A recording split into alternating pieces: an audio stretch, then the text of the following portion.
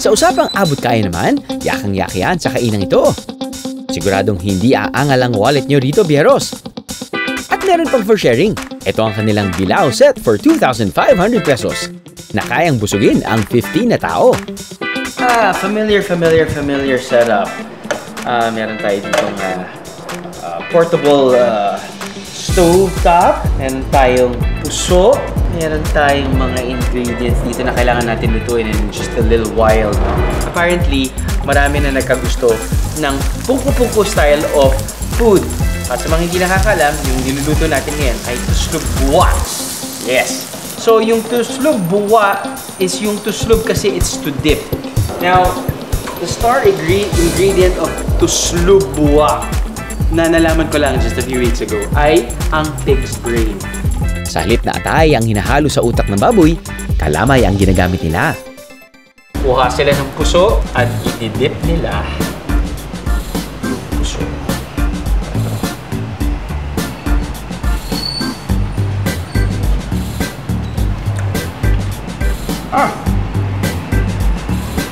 I got it! I knew it! Lasa niya, gravy na matamis. And that's why, for 150 bucks, parang feeling ko good 3 to 4 people na to. At tayo. Or, dito tayo.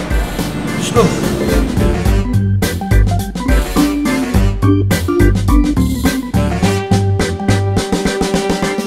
Isa pang proud Boholano ang TikTokerist na si Cynthia Alambatin. Nakilala si Cynthia dahil sa kanyang cooking videos online. Simple at katakam-takam kasi. At mukhang may experience ko ang isa sa mga luto niya. Eat it! Habang kumaypay dyan.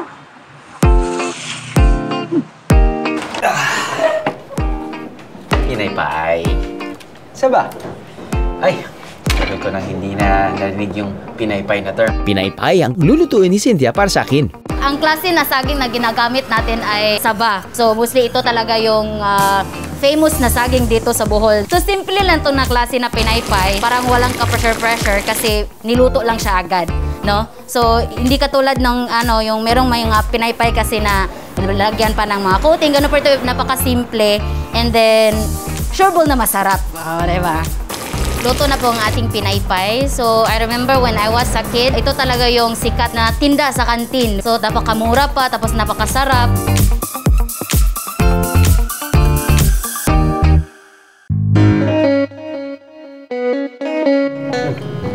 Kasama sa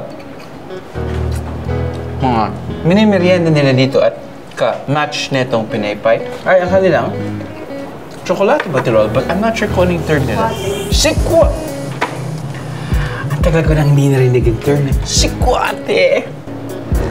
Hindi masyado matamis dahil yung kinakain mo dapat may tamis na. So it's a good match. So yung pinaypay, well, how they present it here, you buy one, but you get 3. Very smart. At least for sharing. Hindi rin nakawala ang Bohol sa kahit anong pagkaing may ube. Presenting the Ube Biko. Uy. Ang sarap pag bagong luto. Or bagong init.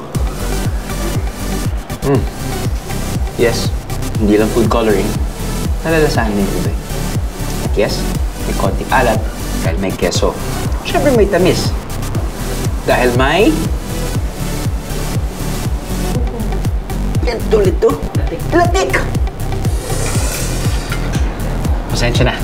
Tumatanda na at sa sobrang sarap ng pagkain ay marami ako nakakalimutan. Crescentia Food and Coffee opened last 2016. It is ancestral house of my great-grandfather. It was built in 1904.